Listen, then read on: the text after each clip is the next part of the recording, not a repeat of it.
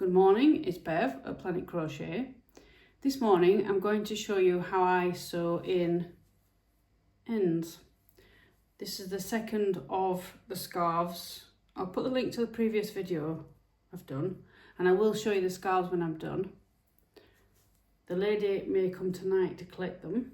There's two with names on, and there's lots of these little ends, tails, whatever you want to call it. Now that's the flower.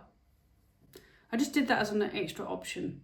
I was going to do plain, so I was asked to do a name in two scarves, two different names, and I thought, well, instead of being plain at other end, I'll do just a simple flower. It's corner to corner. If you're new to crochet, it looks daunting when you first look at it, as in if you look at a piece of corner to corner, how do you get that stitch? But you start in a corner, you work down, whatever size, square or oblong you want. One colour, or as I've done, multiple colours, and you make whatever you're making. You can make clothing from it. It's a bit like anything with crochet. Once you know the stitches, where to put the stitches, how to create like squares, because if you look, the little blocks, it's great. The world's your oyster and you will be hooked.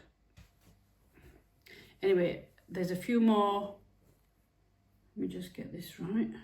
There's a few more ends, tails if you like, for the name. Fortunately for me, only 5 letters on each scarf, which is enough. Now, if you're a crocheter, you may say, why didn't you just follow through? I have done on a few. I'm going to put my glasses on then. Let me see. Let me show you. On this M, I have down here, I've followed through on one on there. And then at the side, I've done it there. But because one colour kind of bleeds into the other, I don't like it. Because they're such different contrasting colours. If it was 2 pinks, maybe, I would have done it most of the way, because trust me, I don't want this work. But I like the clean lines that all the breaks give you. It's just a monster of a job when you come to sew. And as I said in my previous video, do you sew tails, ends in as you go, or do you do it at the end of your project? One lady commented and said she does both, which I understand why she does both. So yeah, that's what I'm going to do. So I'm going to turn the camera around and I'm going to show you how I do it.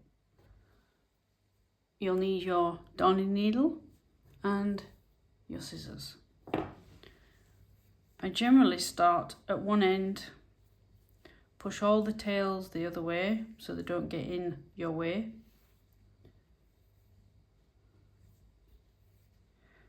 And I'll just do this one here. And sometimes when I've gone along with my hook, I have actually caught a tail in. So sometimes it doesn't end where it's supposed to. So I've already put it in, because I gently pull it and see where it pulls. So it's this square's end. And what I do is go back. See, there's one right next to it. So just gently pull, depending where your end ends. And I'll just go into the stitch behind. Now when you go back the ways, make sure you do not come through to the front side of your work. And then just catch the back of the same colour, but not too tight, but not too loose. So I just give it a little tug. Make sure you don't distort the squares. You see how nice the squares are? You don't want to be pulling, because it's this one here. You don't want to pull it too tight. if you're a little unsure, just give it a little bit of tease. And then what I'll do is catch another stitch at the back, same colour, and go back down where I've just come from. And this is why I like to do it at the end of my work, because if I did this as I go, I've come unstuck and then it's really hard to pick it back out. I like to go 3 times, and before I go back the other way, catch a stitch that's not going to come through the front, and then go back down the way you've just been. If you're new and you've just found this video, I suggest you purchase yourself a really nice pair of scissors. These are embroidery scissors, I believe. I got them from a local store, and then they're nice and sharp at the point. Now, I can just see the end sticking out, so you can just tease it a bit and it'll just pop it back into the work. Now when you're doing the other colour and you see the block, you can see the bottom of the stitches. Now this end is stopped at the top of the stitch. So what I do with that, I can either run behind these pink and then run back, and then maybe a 3rd time, or I will just catch this pink one, this pink stitch here. You don't have to do this, this is just what I kind of do, and then I will go back on the same stitch, so that's the stitch it's landed at the end of, and go back down the stitches gently. You want it lying flush, lying flush.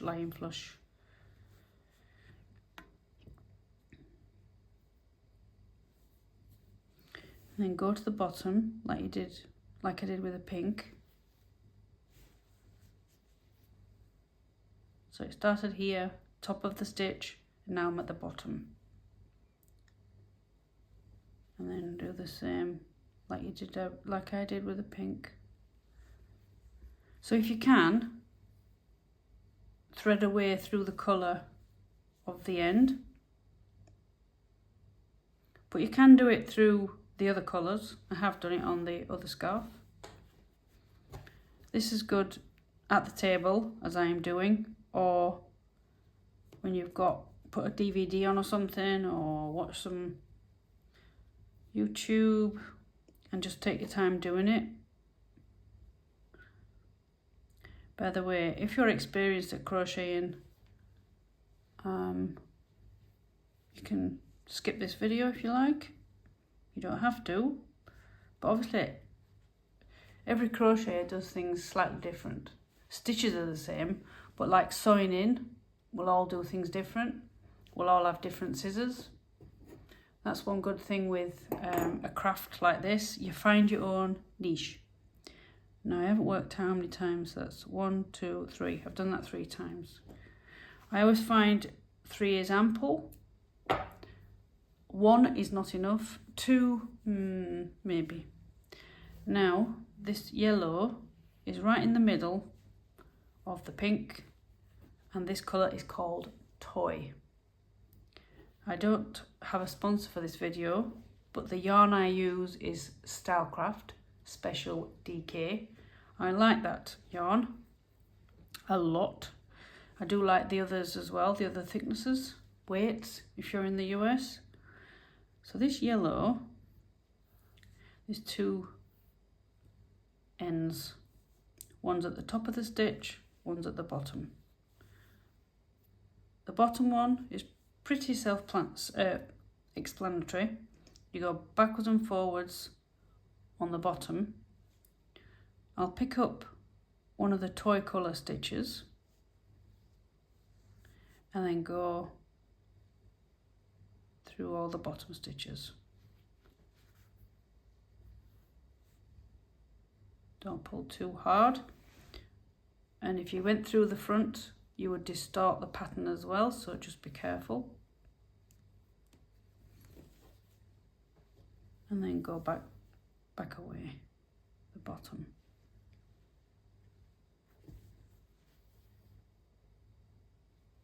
Now I'll leave that one and I'll show you the top one. Similar to the toy colour, I will go back under the stitches in the same colour and gently pull it into shape, because this is the middle of the flower and you don't want to, well, that just needs a little snip. You don't want to alter that nice shape at the front. And then I will go under a stitch at the back from the other colour. Now what I could do is, this is the bottom of the stitch in toy. I could go up there and then back down there if I wanted, but I want to go back down here. So I will just gently go under the stitches at the back of the colour and then go back down all the way to the bottom of the stitch, and you can just tease it a little bit. There you go. Now I've got them both at the bottom, and what I will do is go back with the shorter one, obviously because I've done that twice. I'll go back under there with this longer one that was up here. I'll just catch the toy stitch here. And also when you do that, if you go on the other colour, whether it's the same colour or not, it sometimes, it can be a bit gapey, so it just brings the stitches across. So a lot of time it's how it feels as well, not so much as look as feels. So I'll go in the toy one here,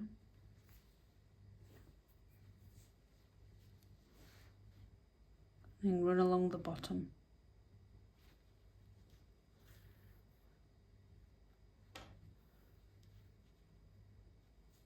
But don't pull too tight, because even though that's the back, you don't want it to look horrible at the back neither. And I haven't changed the shape of the middle of the flower. And that's how I do it. It's just tedious, time consuming when you do it this way. And like I said, the reason I have so many is because I like the clean edging on the front, but I like it to be clean on the back as well, because I'm not backing this. Sometimes if you're backing a blanket in material, you can be a little bit more, not as fussy about the colour bleeding into the other. You see this one there? And what I'll do with that is, you see this toy colour?